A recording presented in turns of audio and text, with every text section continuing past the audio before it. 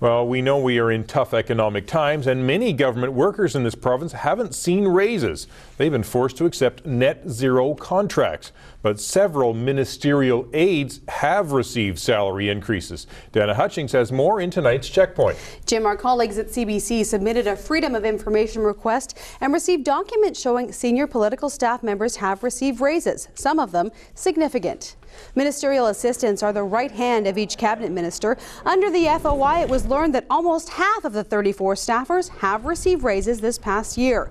The lowest raise was 6%, but one person's salary in the Premier's office went up 20%. For its part, the government says that raises were given after a thorough review, and many times the increase came because one person is now doing two jobs. But union leaders say it's still a double standard. We've had lots of circumstances where you've had 2 or 3 special education teachers, 2 or 3 ESL teachers, a couple of those jobs disappear, but the kids certainly haven't gone away. So if you apply government's logic, they should be getting a big increase as well. There needs to be explanation, and if there isn't, people jump to the conclusion, and the conclusion is double standard. And our Checkpoint question tonight, should political staff get raises when the wages of other government workers are frozen?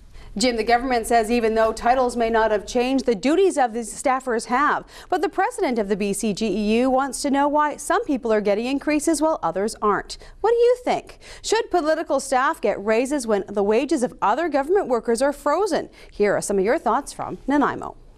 I do feel that the government's getting an easier ride of it.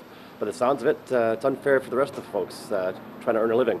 I don't feel good about it, and hourly employees are only getting paid hourly with no benefits, so that kind of sucks. So it's not in balance.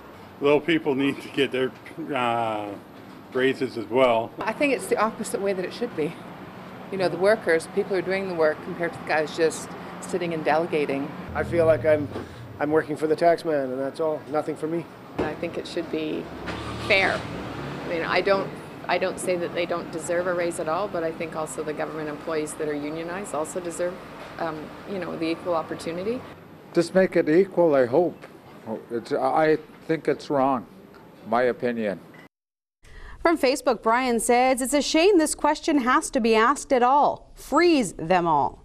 Debbie says, no, I would like to see them take a 15% wage reduction made retroactive, like those of us in the HEU did. Kathy says, no, I don't work for the government, but I am in what they consider the public sector and have had no wage increase for 7 years.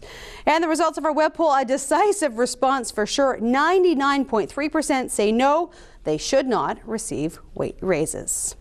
And one more note, the government does point out that the top-end salaries for these staffers have not gone up in 6 years. That's tonight's Checkpoint.